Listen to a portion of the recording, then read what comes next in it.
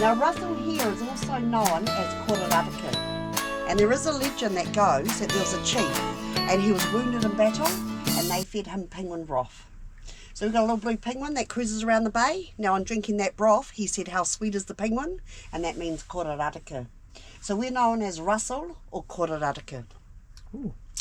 Now back in 1769, on the 7th of October, around 2 p.m, Lieutenant James Cook and his crew rediscovered New Zealand. Now they did start off in Gisborne and then they made their way up here to the Bay of Islands and they anchored off an island called Robertson Island, Maura Arahia. Now they were here for roughly 10 days. They traded with the local people, food, water, did repairs to his boat, and then they surveyed a little bit more of New Zealand. He actually left here on the 1st of April 1770 and headed across to Australia, but he didn't touch the land till the 26th of April, Botany Bay. Now I actually had a lovely couple on the bus about 3 months ago from Yorkshire, and as soon as I started talking about Captain Cook, they knew all about Captain Cook and his wife, and they told me a great little story. Now they told me in Yorkshire there's a little pebble bridge and it says pay a penny to come across this bridge or we'll send you to Botany Bay. Oh, I thought that was, you know, and I saw in the movie, what is that? Which movie was that? The funny movie? Men in Tights? Yeah. They had the thing about this little John crossing the road bridge and if they don't pay a penny. And then remember they push him and he couldn't even It swim. was just a little creek. Yeah, And yeah, it's and the it's same still thing. there, and this It's little same bridge thing. is still there today. Oh. Because now after Captain Cook, we had a lot of convicts and a lot of ex-cons arrive here. Because back in the day, they used to bring the prisoners from England across to Australia. A lot of them jumped ship and ended up here. And they used to go to Botany Bay. That's where they used to take them. Yes, a lot of them jumped ship and ended up here. So you can imagine all those whalers and all those ex-cons, this town become very unruly. At its peak, they do say we had over 70 grog shop and brothels in this small town. And that's how we got that name, the Hellhole of the Pacific. Very unruly. Now in 1805 we did have a ship come from England. There was 150 on board, men, women and children. 19 died on that voyage, 7 children were born. It took them 11.5 months to get from England to this beach in front of us. But they did settle here in the bay. Now have you heard that the first capital of New Zealand was actually here in the Bay of Islands, the first capital? So not quite in Russell, it was in Okiato and that's about 8 kilometres away. So up the waterway here, we've got the car ferry that comes from Opore across to Okiato. Now at the top of that hill there, they've got a big rock that marks the spot. Now it was here in 1840-41, so it was only here for 10 months, and then it went down to Auckland. Now when it went to Auckland, the trade left Russell, so the town died. It was in Auckland for 20 years, and then they moved it to Wellington, and it's still there today. But it was actually 3 Australians that chose where our capital is today, because until 1865 all our orders were still coming from New South Wales. So that was the British that were based there. Now a lot of people wonder how we got the name Russell. Now that all happened around the same time.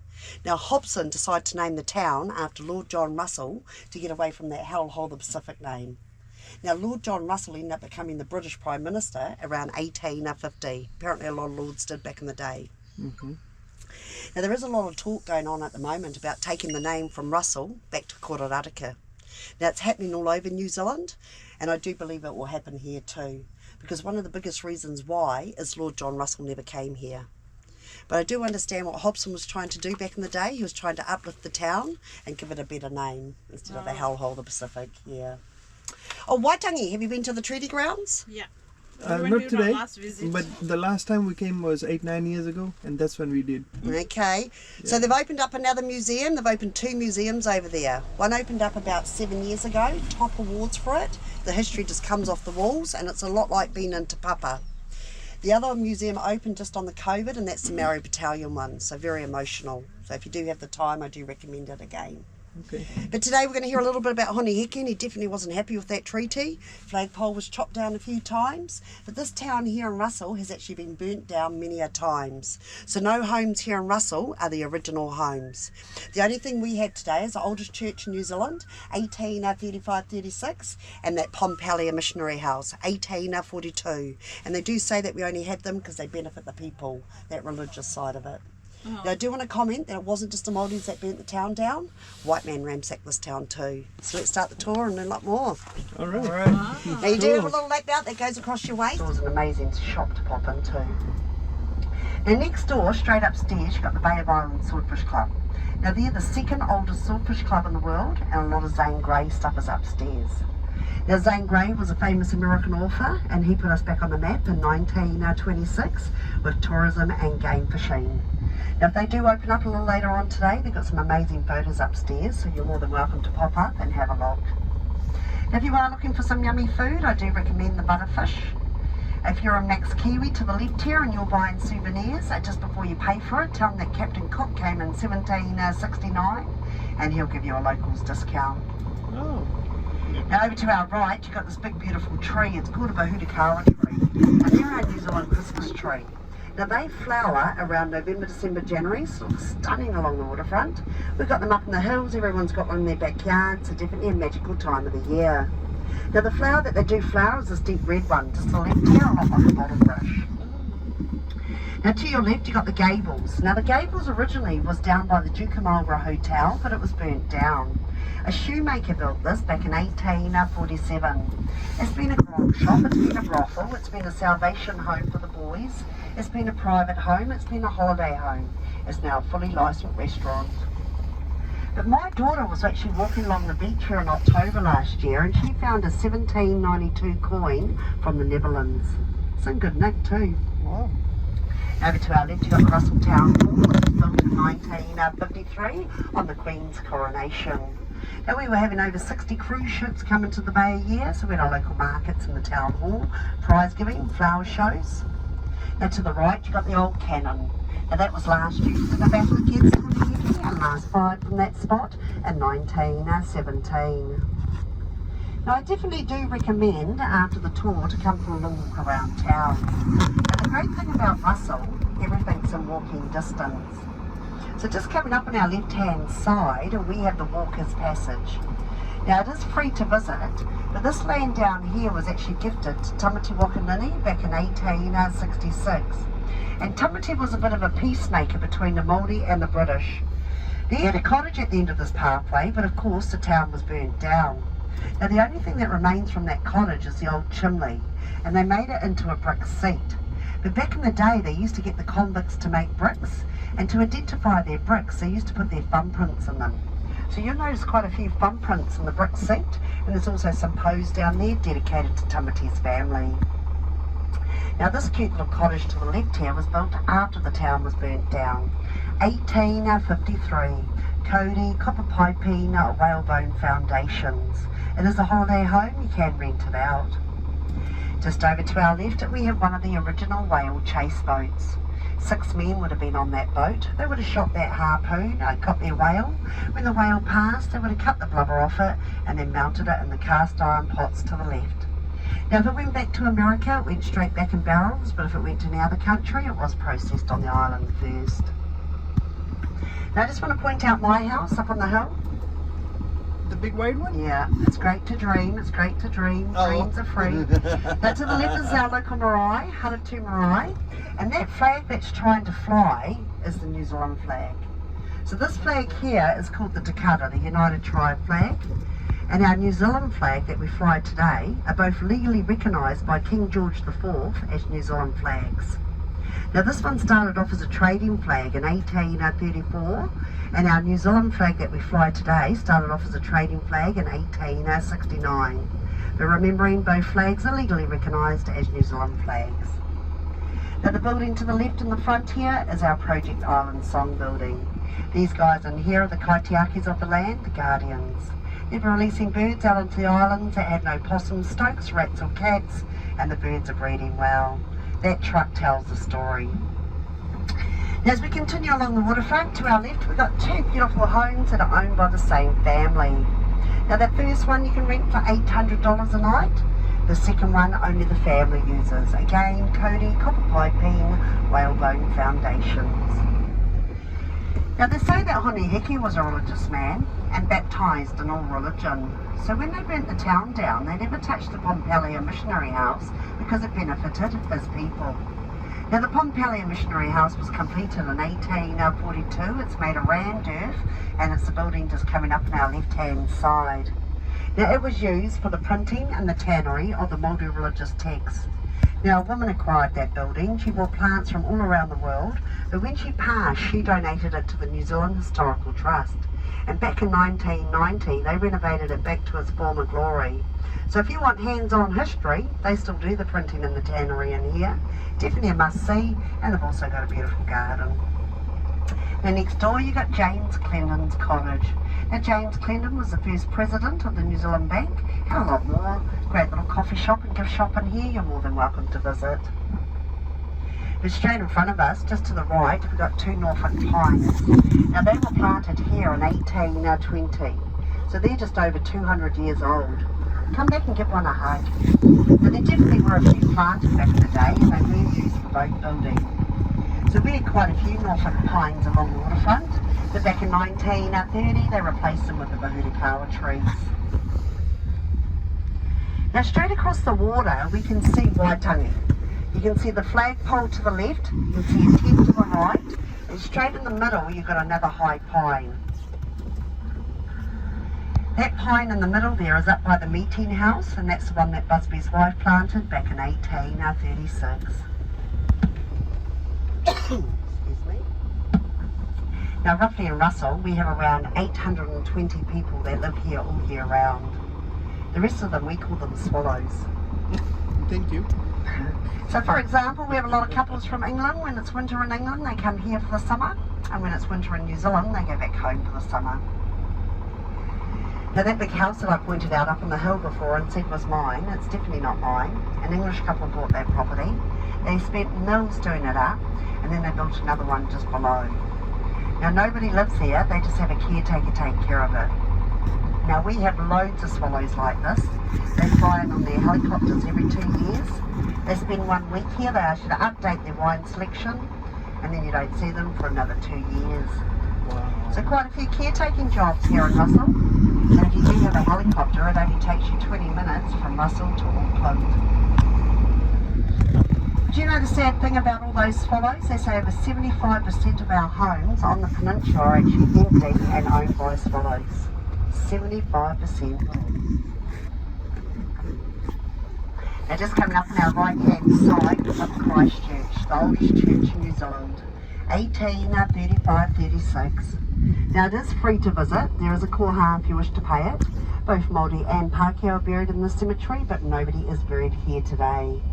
It's got musket holes in the walls from the battles. Beautiful inside that church, beautiful embroidery cushions, and those headstones definitely do tell some stories.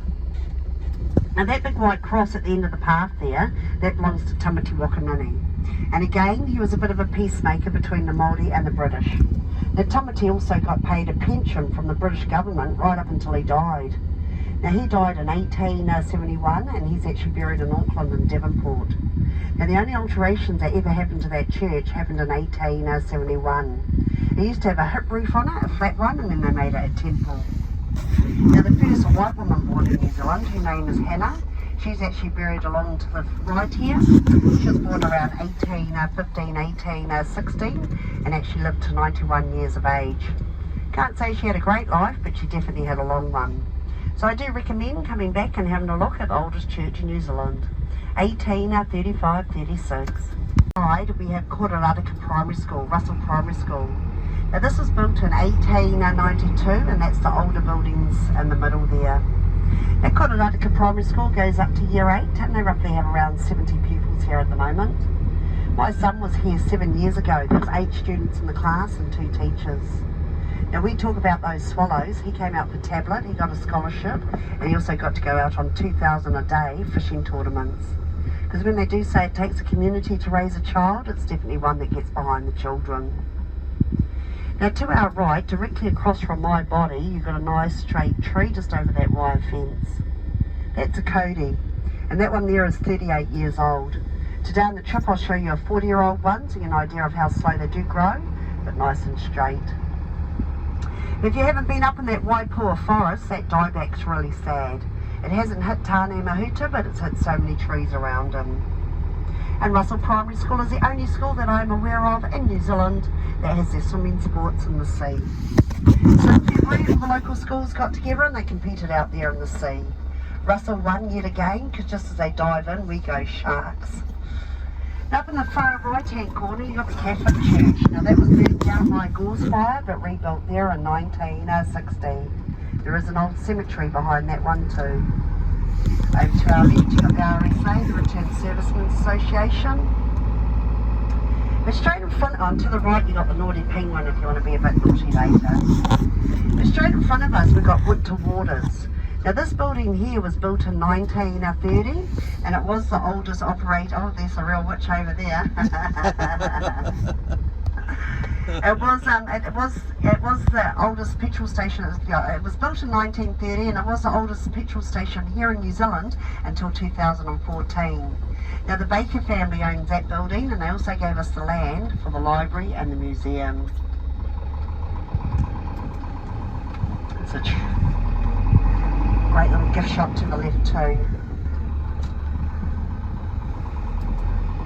That little trading shop just to the left here. To the right, there's flag bar, gift shop, coffee shops.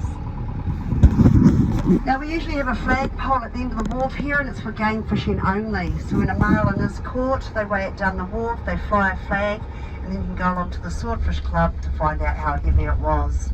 And we also got the iron on the end of the wharf if you want to book any more trips or find out any more information. They're carrying on with us.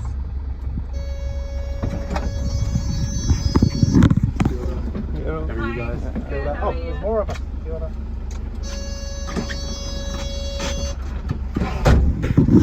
I'm just going to head down the north end of the Strand, and if you want to end your day with a nice cocktail, I do recommend the Seaside. As we continue along the waterfront, coming up on our right hand side, we have the Duke of Marlborough Hotel. Now John O'Johnson owned this back in 1827, and he was an ex-con.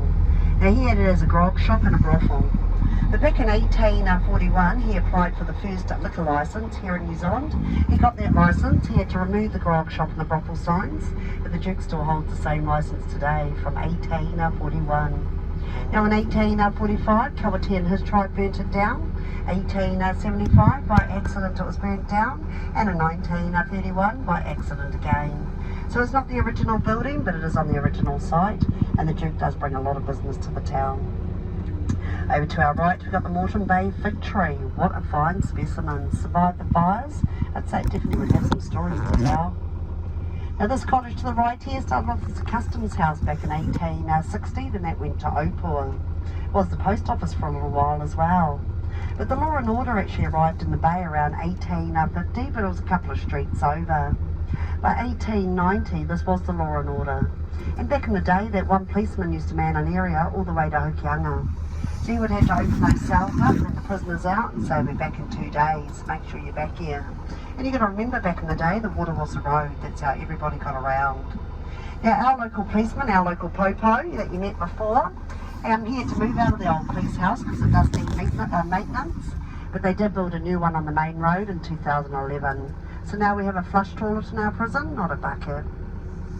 To the right, you've got a brick home. No more brick homes are allowed to be built in Russell. Everything has to go with the historical theme.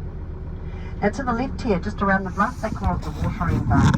And back in 1830, the whale ships would come in here with their big barrels, fill them up with fresh water, and then rope it back to the ship. Now we also had a girls' war down here between two wahinis that didn't get along, but both went out with the same captain of a whaling ship. Now their tribes got together, they fought down here, there was a lot of bloodshed, and one tribe burnt the town down as they left. They call it the Girls' War, and it happened back in 1830. So Wahine is a female, Tane is a male. Now this rock coming up on our left-hand side is a sacred rock. This is where they used to wash the bodies before they were buried. So total respect. We also had a cannery in Russell in 1889. This house straight in front of us was the manager's house. It was here for 17 years, and they used to can mullet and can fruit. Just to the right, the little cottage in the front there was a kids' home that came from Auckland in 1875.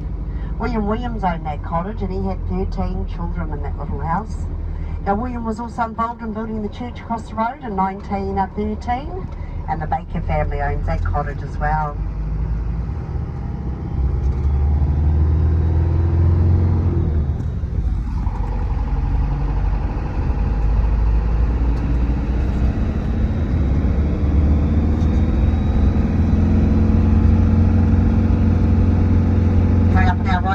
side, you got a kiwi sign. We have around 200 brown kiwi in our bush. They're protected, and you definitely hear them calling at night time. So if you did a bushwalk through here about 9 o'clock at night, you'd hear them and most probably see them. Now we also have around 1,500 weka in our bush. They're protected, and you may see some run across the road today, or you could see some up in the Flagstaff a little later on. Now they're both native birds, flightless birds. Just coming up on your right hand side, you've got a nice view. And when we get up to the Flagstaff, you have a nice 360 degree view.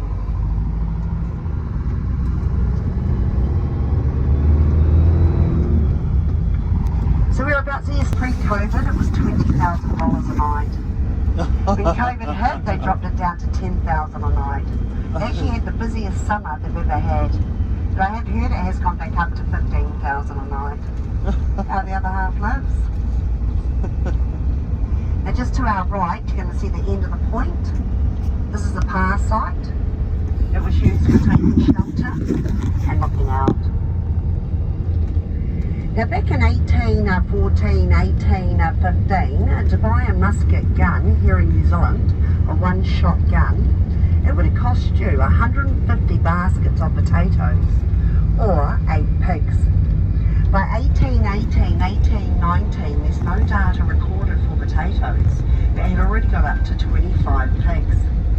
By 1820, it was up to 200 baskets of potatoes or 15 pigs, just to buy a one-shot gun. Oh, what is this bird? It's called a pheasant.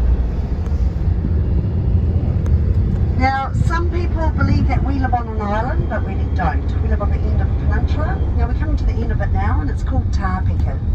So Tāpeka means wrap around oneself. Kōreraraka, how sweet is the penguin. Now, we're just coming into Tāpeka Point. Tāpeka Point's a nice quiet community. A lot of homes down here are holiday homes. So you can rent them out for a week or two.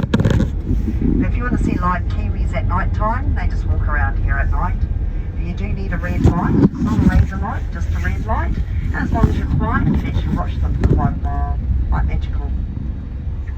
Now this is the harbour side. And I did mention at the town hall that we had over 60 cruise ships come into the bay here. Now when that COVID happened, we were up to 68. And they just anchor out here to the left, and then they tender them into Russell and Old Waitangi. So back in the 1990s, those cruise ships used to go all the way up to Opua, but they definitely got too big.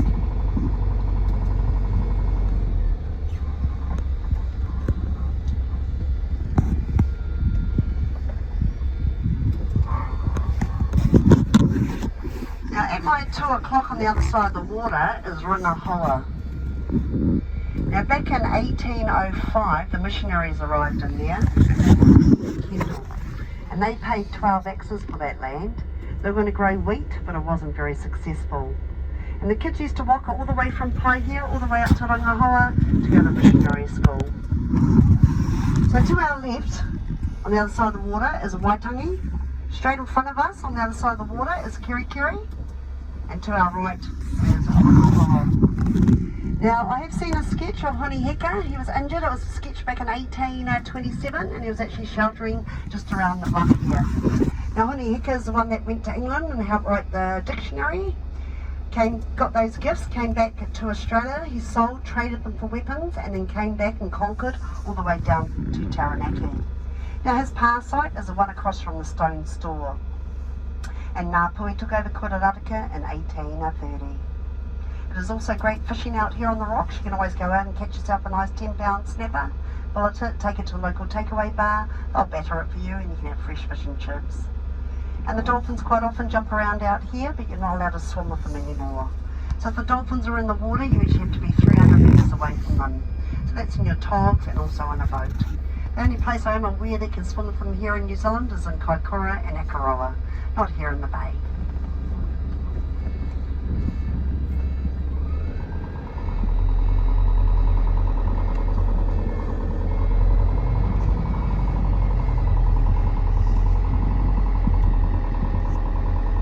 Today, because they're great to make with the children, grandchildren.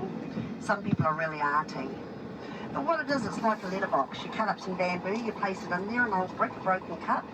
Place it in the garden, plant wildflowers underneath it, and let the bees and the spiders move in. You'll find your fruit trees are really bloom, and you're doing your bit. Even the motorcyclists are saying they're not getting many bugs in their mouths, and all those little bugs pollinate our trees.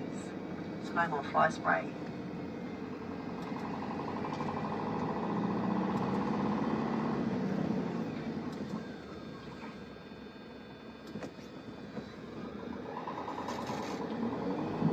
There's a wicker straight in front of us. See the bird on the road?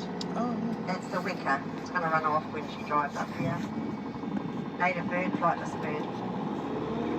Just coming up on our left-hand side, you got a great little walkway. It's called Jim's Walkway. It's got over 20 bug motels, signposted. It's got glowworms, you only see them at night time, signposted, and kiwis. What a walkway. Jim's Walkway.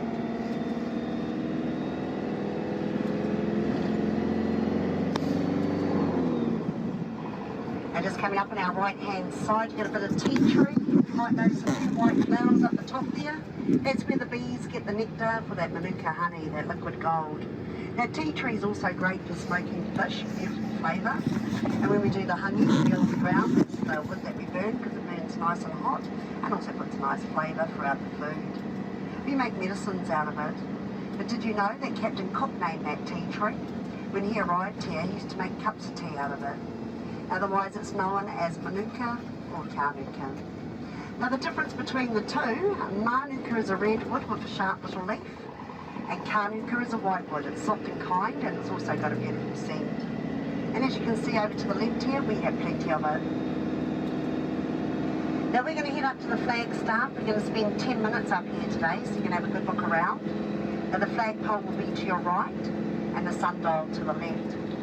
Now, I just want to mention that the flag only flies 12 times on Tamaiki Hill, and Tamaiki means the highest point. Now, the flag did fly up here on the 20th of March, and that was to acknowledge the first adopted flag here in New Zealand, the Te Kara, the United Tribe flag.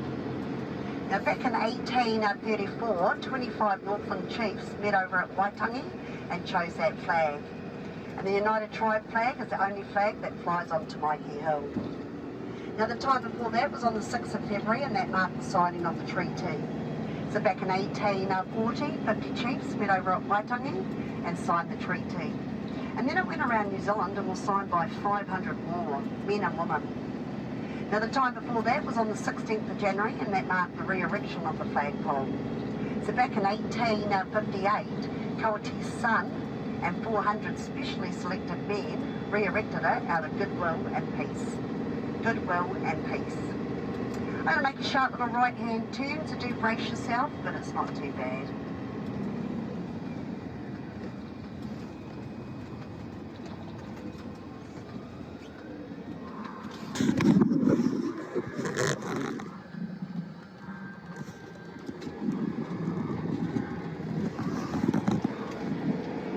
If you wish to leave anything on board the bus, I'll be staying with the bus the whole time, so I will keep an eye on it for you. But just keeping it to just 10 minutes up here today, please, because I still do have a lot more to share with you. As you walk around, do watch your steps. Some of the surfaces may be a little bit uneven, so do take care. It has been raining, so maybe no running around. It might be a bit slippery. Now, to the right for the flagpole, to the left for the sundial. Enjoy. Try and do 5 minutes on each side.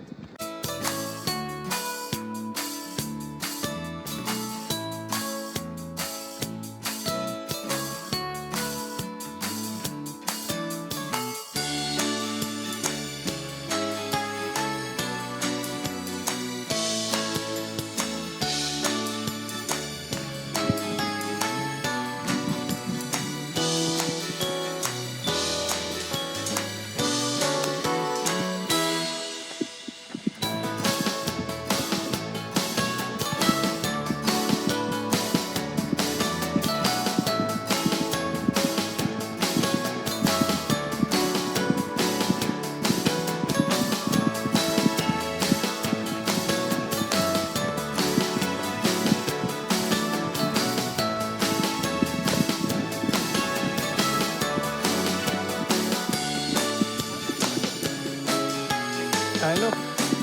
It's windy. The umbrella wants to go.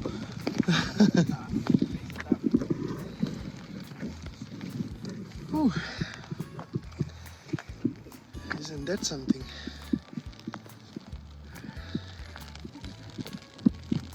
My goodness.